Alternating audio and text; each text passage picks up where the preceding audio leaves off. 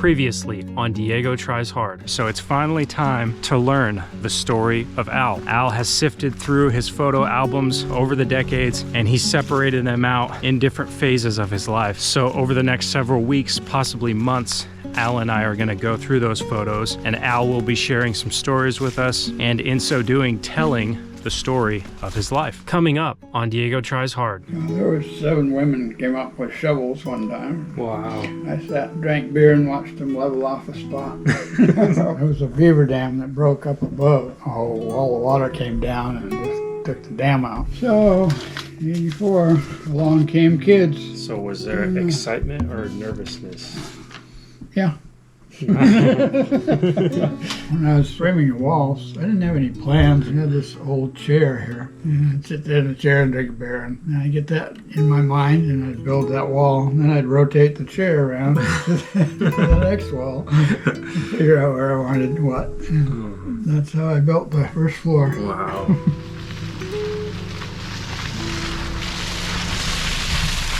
Thanks for having us over. Thanks for coming over. Hi again. You didn't stay in Texas very long. She didn't go to Texas. I didn't go to Texas. I just stayed up here. Dipstick was here to greet us. Yeah, he just came out. He told me he was coming. Dip. What's up? How's it going, buddy? See, I knew he was going to have his wood stove going. Just enough left. Yeah. Wow, this is really organized, Al. Yeah, for a change. Yeah, the road trip on the curvy roads didn't make Julia feel too good, so I think she's looking forward to just relaxing over there and staying in one spot. There's somebody up there in your bed. You better go join them. All right, Al, so we left off in the 70s when you purchased this property here. The 80s started out with a big bang. Yeah. A real big bang. So this is Mt St Helens. When Mt St Helens erupted. Yeah. We did a whole video about the Mt St Helens eruption as well. I remember that. It happened on a Sunday, I believe, the eruption. And that weekend, I was out in Central Oregon. So we left, and I made it back here in record time in an old Datsun pickup. And they had a roadblock set up there, and weren't letting anybody through. But I could almost see my property from there. I said to the guy, I said, I just live right up there. I'm not going any further. I just want to go up there. And he said, no, I can't let anybody through. And then there's people piling up behind me, and there's all kinds of stuff going on. And he went to talk to somebody else, and I just took off. And then there was another guy a few hundred feet further.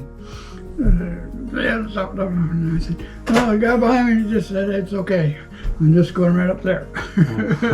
So I drove through the 2 roadblocks and got up here. And so we hiked up the hill to the ridge. We had a great view of the mountain. We just sat there in awe, watching. Luckily, the ash and everything was going the other way, so it was a clear view. You could see the lightning coming down, and it's something you can never forget. Couldn't really feel anything or hear much. Background kind of a roar, I guess, but it was mostly just visual, and it was covered the whole sky, except it didn't quite come over where we were, luckily. The ridge, when the ash first came down, it was dry and light in one of the after eruptions. But then it rained, and all the trees were covered with ash, but the rain just turned it into like concrete. It was really heavy, and the alders just bent right over, and the tops touched the ground. And I couldn't get out the driveway for quite a while because it was just all the trees were bent right over. Wow! And you can still see the curves in the trees, like have an S curve. They've been over, and then they started growing up again. And I can show you some of the trees that you can still tell. The eruption of Mt St Helens captures the headlines of America and beyond. All who were there in the Northwest that day can still answer the question, where were you when the mountain blew? So this is after the huge explosion that was just letting off these are mostly steam. So we'd run up the hill to the top of the ridge, see what was going on. By the time we got up there, it had all pretty much died down to nothing. Then we'd come back down, and then we'd do it again. We got some good exercise going up and down that hill. That's what started the 80s. Yeah. Big bang. That takes care of one book. Okay. This is about the time I met Nancy, the mother of my children. One of the first pictures of us together. Was Nancy like a friend of a friend situation, or you just... Yeah, she was one of the crowd I hung around with. Mm-hmm. Before I met Nancy, there was a girl in Yucca. I think I told you I owned a couple properties there and rented a house. I rented it out to this girl called Prairie, and she had 3 young girls, daughters, 2, 4, and 6, something like that. And she'd invite me for dinner, and she'd cook dinner, and I'd play with the kids in the living room and read to them, whatever, spend time with them, and I got to really enjoy the kids. And I'd never been around, little kids much. And they were beautiful kids. And I think that put a bug in my head that maybe I should have kids. I've been to a few rainbow gatherings. They have it in different states every year. This was somewhere in California, I think, maybe. It was the first one I went to, 81. We just gather in national forests every year around July 4th, a week or two. We set up a whole city, have kitchens, and they tear it down when they're done, and they clean up real good and restore all the land and any damages and everything. They had a big stink about the one this year. It was down in Northern California somewhere. I guess they got kicked out of the first site. So they went to a second one. I guess it ended up okay. There was a lot of controversy. Is this a sauna cabin? And this is the building of the sauna cabin. Nice. Yeah, there were a bunch of women that came up here and they thought I needed a sauna. I said, well, okay, if you dig the foundation, level off the place, I'll build the sauna. So there were 7 women that came up with shovels one time. Wow. I sat and drank beer and watched them level off a spot. Yeah. And then my sister used to come up in the summers, get out of the Texas heat. So she built a cabin past the sauna cabin. This was her cabin. Oh, that's cool. Is it still back there? Yeah. Oh, I think you've seen it. I think we went up there looking for stovepipe or something. Oh, that's that one. That's that one. It's kind of fallen down now. Bad shape. She spent quite a few summers up there. Yeah, that's that one, right? In the snow? Yeah, that's her cabin. Yeah. That's the angle that I recognize. Snow years. It looks like... There's been a few good ones. Yeah, there's a lot on the sauna cabin here. Yeah, there was a foot or more there, I guess. Oh, you can see on the picnic table here. Oh, yeah. How deep it was. That's your benchmark there? Yeah, that's what I usually use to measure it. I've been here in the snow, but not when there's that much snow. Well, winter's coming. Yeah. This was my friend Kim bought us tickets to the Grateful Dead down in Oregon. That was the first Grateful Dead concert I'd been to. Not so much like a concert, it's like just a big party. Real fun. Yeah. Great people, great music. It was out in a big field, Bonita, Oregon.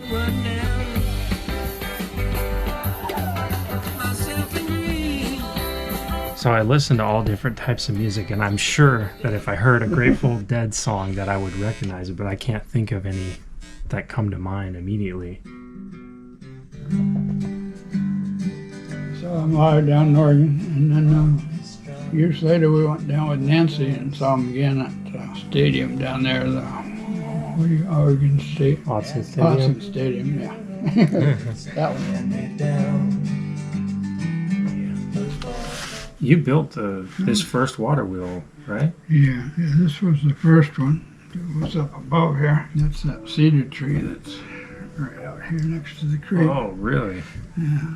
Wow. It's grown a lot. Yeah, it's a lot bigger now. I had a big beam that I put across the top, wedged behind the cedar tree. There wasn't much holding it over on the other bank. I put a bunch of rocks and stuff in, but when we got a flood, the far side washed out and just swung and washed everything out. Some rocks there as a dam. Plywood down on the upstream side. I forgot it was that deep. You're standing there and it's over your head. And then there was a culvert. I left a culvert underneath while I was building it. And I think I'm pouring a beer on the plug. There, and then we put the plug in and filled it up. Never did generate any power out of it or anything. Yes, it's filled up and water going over the top. It held water pretty good for a while. Before the flood.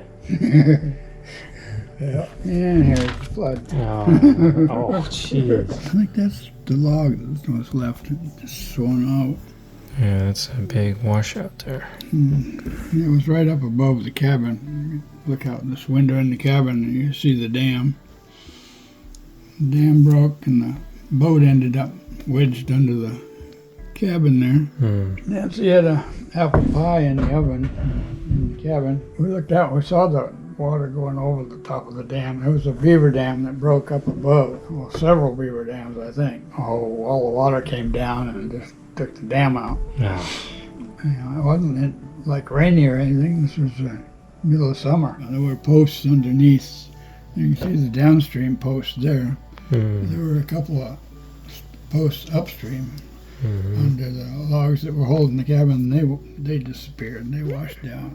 And that's when the cabin tipped. It didn't wash out the cabin, but it tilted it, right? Yeah. And then as a result of the flood, you guys Moved up to the sauna cabin. Okay. And so before that, there was no kitchen onto it. It was just strictly the sauna It was just the cabin. main cabin there. Okay. Building a kitchen, summer 83. And once that happened, you decided it's time to build the new Yeah. house. Okay. That I makes kind sense. of already planned on building a house once our kids came along. So it was you and Nancy. Yep. Yeah, we had the bed in the same place. Mm-hmm. Seems like she had a lot of plants and stuff. And it was pretty cozy. Yeah. And this is the part I had it on after the flood. That big blackwood stove. I think you got pictures of that in here. Mm-hmm. That was sitting right here. This is the old vent.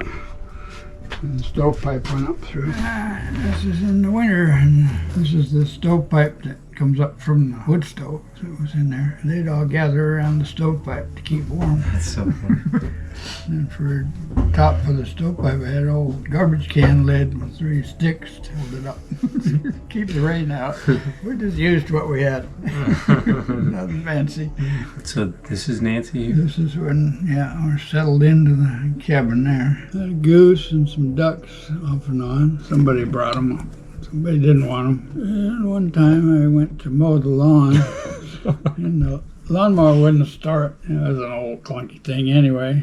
I just got mad and I tossed it on the fire pit and took the gas, ripped the gas tank off and dumped it upside down, threw a match on it. I do have a temper. I've seen it once or twice. And it's usually around stuff like this where engines won't start. Yeah. Last time it was your chainsaw. Oh, yeah.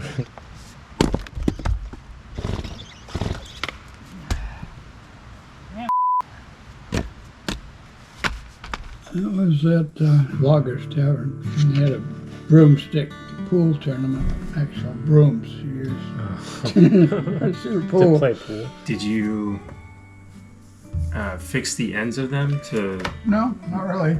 We It's put just chalk on them. Okay. They had a big elimination and stuff. In the winter, got a free trip to the coast for a weekend. That was the playoffs. Oh, so you won. And I won. 2-day trip to coast, one in Broomstick Pool, Loggers Tavern, Al and Nancy. Oh, so you got to go with Nancy. Yeah, you had free food. We got tickets for dinner and breakfast. Rockaway is where we stayed. So And this, they even paid for the gas to go down and everything. And then Nancy wanted chickens. I had to build a chicken house. New chicken house, summer 84. That's that one where I just tore the wall off. Oh, This is the wall, original wall. wow. So that was a chicken coop. That was the chicken coop. So, 84, along came kids. oh boy. This is September of 84. This is Jesse. This is when you became a dad. This is, yep, So was there excitement or nervousness? yeah. A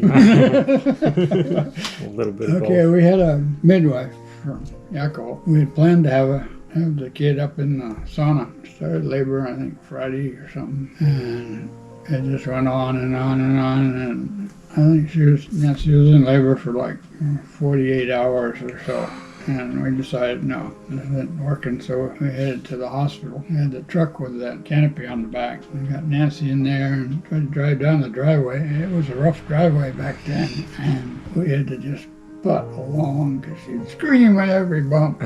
So we made it to the Kaiser Hospital in Portland. They induced labor. That's where Jesse was born.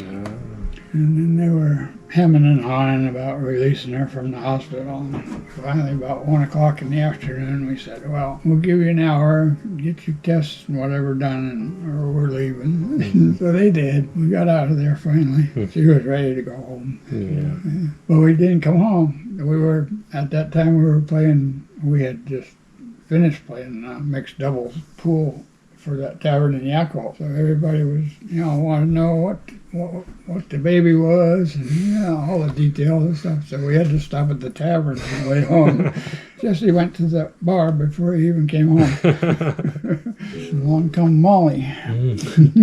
This must be 87, Okay.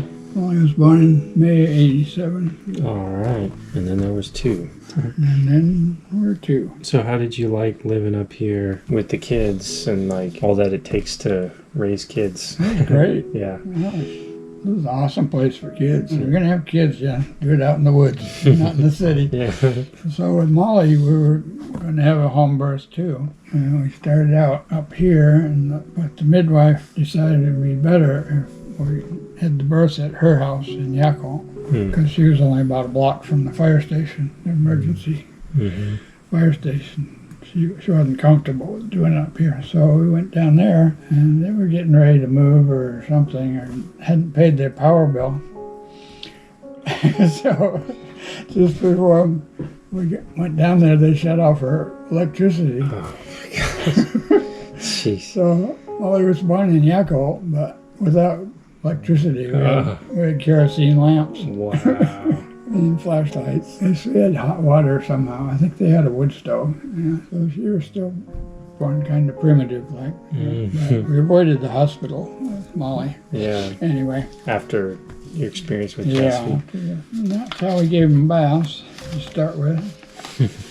So they're 3 years apart then? 84 yeah, and 87? about 2.5. 2.5. Yeah. Jesse was September of 84, and Molly was May of 87. Did you ever have thoughts of having just an only child? Or was it like... I didn't know. Yeah. Nancy was happy with one. Well, Nancy didn't even want one, really. Yeah. But I kind of talked her into it. And both times. Yeah. Yeah. 2 is perfect. Not quite the beard you got there. Yeah, it's back in my bearded days. Actually, that's a little shorter there than what it was. There's where it's pretty long there. And bought a little trailer. Went to Arizona one spring, just to take the kids traveling. So, see my sister, and I probably spent a month or so.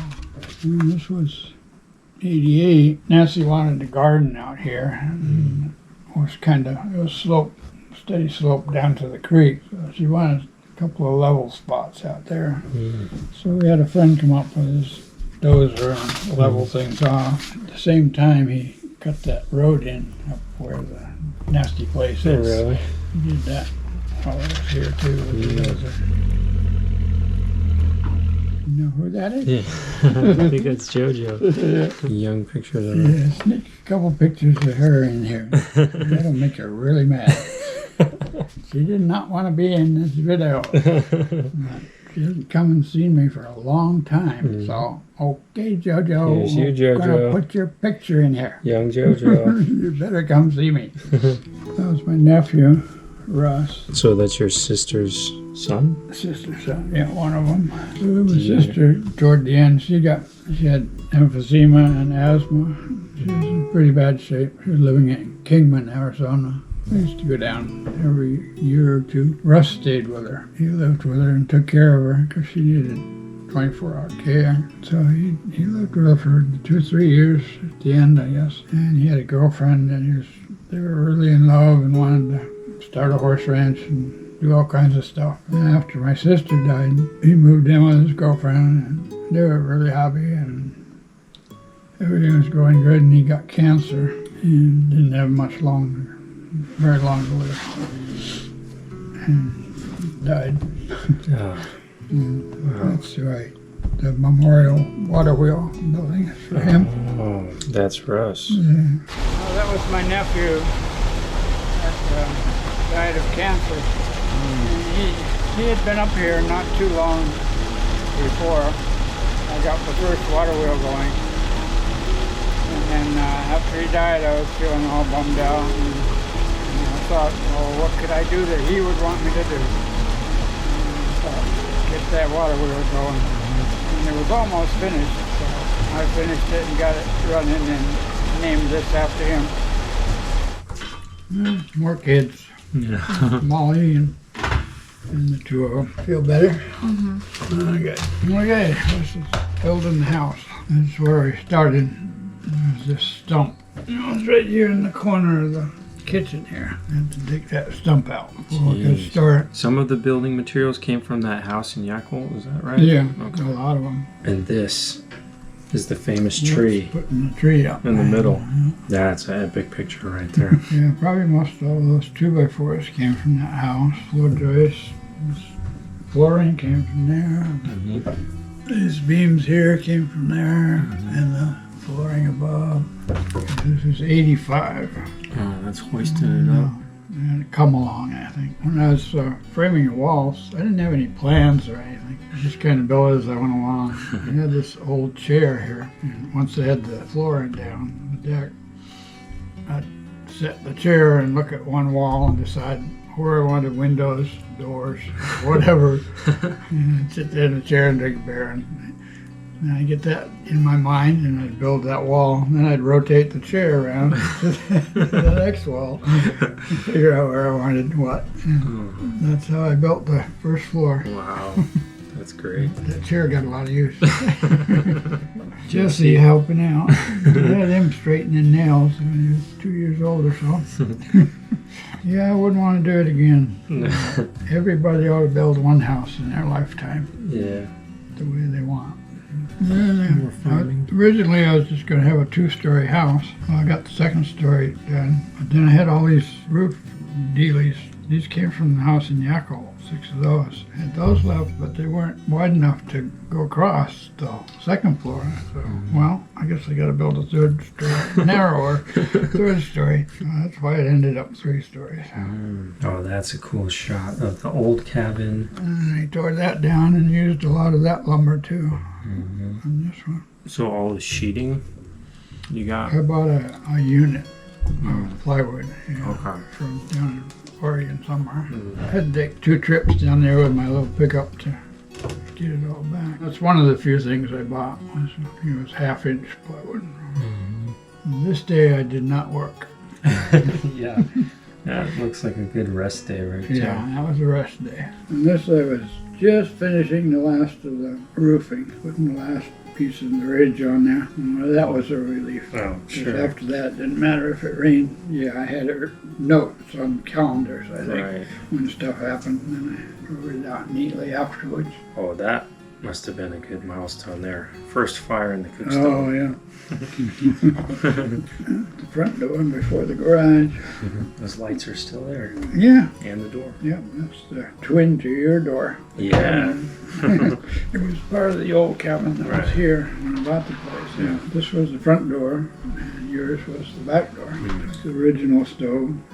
Before I had insulation or anything, but it stayed nice and warm. And I did buy all this paneling in there too. Tongue and groove. Tongue and groove paneling, cedar. There's a little place somewhere over near the airport in Portland. We were making this tongue and groove. I forget what it was. I think it was 19 cents a foot.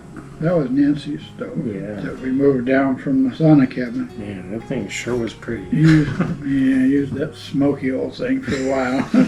There's the original. Yeah. There's the new, and there's the moon.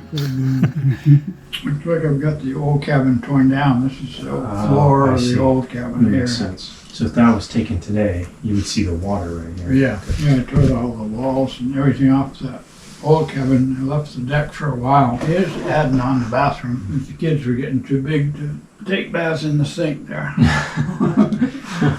had to add on the bathroom. I had both of them pounding nails up there. It's probably the first winter right now. Finished in the snow. Yeah. And this is the garage? Yeah, not in the garage here. At this point, I think Nancy had left and taken the kids, because that's my lawyer. Yeah, took them with her. Her mother had died not too long before and left her inheritance. So Nancy bought a house, so they weren't too far away. And then she took her stove too, so I had to buy a new stove, which worked out good because this one works awesome. Yeah. No smoke. There's Then I the restored that stove. epic wood stove. Came from an old schoolhouse up in the hills above Scappoose, Oregon. It was nice and shiny there. Yeah, we just finished painting and everything. Oh, just one at a time? Well, two. Yeah, that was my goal for the day. Path shovels and bring down some wood Mission accomplished. and check the generator. Firewood. Kids getting firewood. That's what they're good for. Yeah. You need that. You need that. Yeah. All right, Al. So we got through your life in the 80s. That's a good one of Molly, I think. So speaking of Molly, she is all grown up now. And you have two kids, right? Yep. So Jesse Right there and and Molly. So I have to ask you, is your dad D.B. Cooper? I can't tell. She's not telling either. And has Yep. one daughter of her own. Has her own daughter. Yeah. Okay. Yeah. And I wanted to mention that because I know a lot of people have enjoyed watching this series, and people ask all the time about if there's any way they can help Al. And Al is very reluctant to receive help from anybody, especially anything financial. But there actually is a way that you all out there can help Al's family, and that is by helping his granddaughter, Nala. And could you share a little bit about what Nala's going through right now? Last year, about a year ago, Nala, my granddaughter, she's 5 years old. Suddenly last year, her liver failed. They were on her first day of school on the way, and didn't look right to Molly. She was kind of pale, and so they went to the first aid place, and they sent her right to the hospital. Found out her liver was failing, and she needed a transplant right away. She's on the list to have a liver transplant. So that's a big deal. I'm going to start out tonight by saying a prayer over Nala. That's the little girl, and Molly is her mama. So we're going to video it, and we're going to send it to her, okay? And luckily, within a few days, they found a donor. So she went through a liver transplant, which was pretty traumatic. And there's been a lot of complications ever since. And she's been in and out of the hospital. And her daughter could use help if anybody wanted to. But take care of your own family first, because it's not completely necessary. We'll get by. But, you know, if you got extra money you don't want, or any donations would be awesome. Nala's 6th birthday is coming up next month. Right now she's doing pretty good, I guess. They're planning on a little private birthday party. She tries to avoid going out in crowds or public because her immune system is not good. Any help is always appreciated. Yeah. Well, thank you for sharing that, Al. I know it's difficult to talk about. It's been a lot for your whole family going through that for the past several months. Yep. Since that happened. So I'm going to share some information now with you all about how you can help donate. So the website is called coda.org. .org/coda for Nala strong. And I'm going to pause the video right here so you can take a look at that. Jot it down on a piece of paper, and I will also put a link in the description of this video that will take you to this website. It's the Children's Organ Transplant Association page that has been created just for Nala, and you can see the give button there. And when you scroll down, you can see a section where you can read more details about Nala's story, including a blog post as of just a few days ago, August 6th, 2024, where Molly has typed out the very latest on Nala's current condition. And as you can see, they have a goal of raising $40,000 for Nala's medical expenses related to her condition. And when you click on the give button, you are taken to this page where you can fill out information and provide your donation. And I am here at my computer personally verifying that all of this information is up to date, accurate, and that it's working. I've gone back and forth in communication with Al's daughter Molly